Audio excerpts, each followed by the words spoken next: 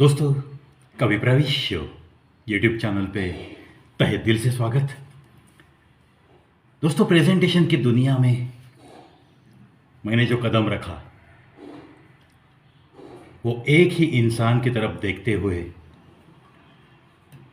मैं इस दुनिया में आया हूं।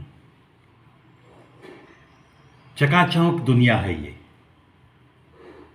हर किसी को प्लेटफॉर्म मिलेगा ऐसा तो कह नहीं सकते, लेकिन जब दिल में कुछ है और कुछ कर सकते हैं, ये आत्मविश्वास है, तो इस राह पे चलने में क्या हर्ज है। ये सोचकर मैंने कदम रखा और किसकी तरफ देख के?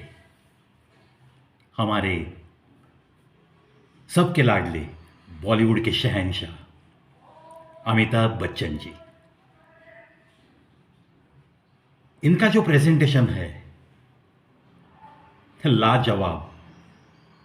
ये भी लफ्ज शायद कम पड़ सकता है। अभ्यास करते हुए वो एक नामवर एक्टर बन गए और उनके डायलॉग्स के जरिए बस वो राज करते रहेंगे दिलों पे। सिर्फ भारत में नहीं, पूरी दुनिया में इनको चाहने वालों की भीड़ सी है।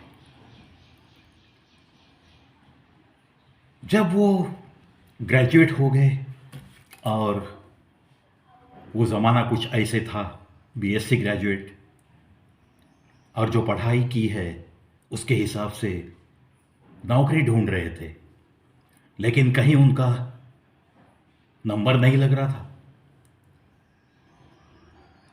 तो मिडिल क्लास फैमिली में जब एक जवान डिग्री लेकर बाहर पढ़ता है और नौकरी नहीं मिलती तो स्वाभाविक है, फ्रस्ट्रेशन तो आएगा ही।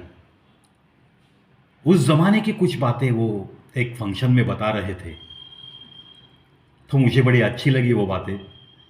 और उस जमाने का एक सारे युवाओं का वो दुख था, दिल में एक पीड़ा रहती थी। अगर ग्रेजुएशन के बाद जल्दी नौकरी नहीं मिली तो वो इंसान फ्रस्ट्रेट होता था कि हम हमारे पिताजी के लिए, माताजी के लिए कुछ कर नहीं सकते। आज हमारे लिए इतना त्याग करके हमें इन लोगों ने पढ़ाया है, लिखाया है, तो एक डिग्री भी हासिल करके हम घर में बैठे रहेंगे, कुछ नौकरी नहीं कर सकते। ये जो बात है ये सोने नहीं देती थी।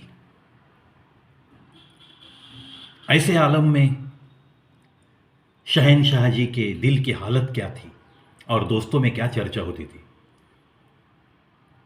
ऐसे ही दोस्त लोग बैठे थे, सारे के सारे बेकार, और चर्चा चल रही थी, यार मैंने इधर अप्लाई किया, उधर अप्लाई किया, कुछ काम नहीं हो रहा है। तो सवाल ये पैदा होता है कि ये नौबत हम पे क्यों आई है। एक लड़के ने दिमाग लड़ाया और बात की ग्रुप में कि यार हमें हमारे माँ बाप ने पैदा ही क्यों किया, ये जड़ है उस प्रॉब्लम की।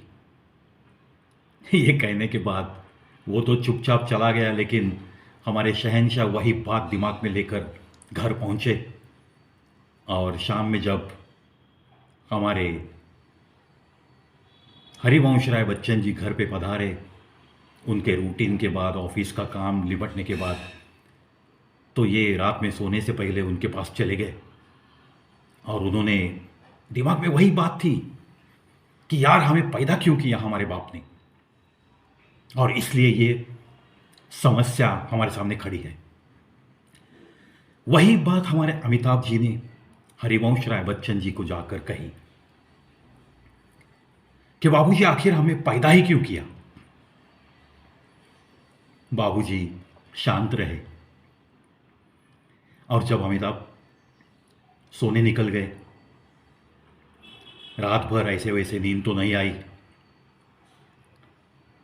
3-4 बजे हल्की हल्की थोड़ी सी नींद लग गई उनको, और बाबूजी मॉर्निंग वॉक के लिए जाते थे तो एक चिट्ठी छोड़ के गए उनके बिस्तर पे।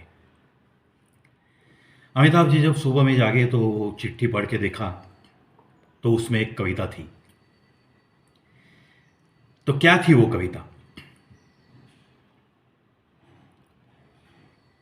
जिंदगी और जमाने की कश्मकश से घबराकर आजकल हमें बच्चे पूछ रहे हैं। जिंदगी और जमाने की कश्मकश से घबराकर आजकल बच्चे हमें पूछ रहे हैं कि हमें पैदा ही क्यों किया। वैसे तो जवाब कुछ भी नहीं था हमारे पास। एक ही जवाब था हमारे पास कि आखिर हमारे बाप ने भी हमें बिना बताए ही तो पैदा किया था, और उनके बाप को उनके बाप ने बस ऐसे ही पैदा किया था, और उनके बापा को उनके बाप ने भी ऐसे ही पैदा किया था। हाँ, ये जिंदगी और जमाने की कश्मकश पहले भी थी, आज भी है। हाँ, पहले थोड़े कम थी, आज थोड़ी ज्यादा है। कल भी रहेगी, शायद और थोड़ी ज्यादा रहेगी।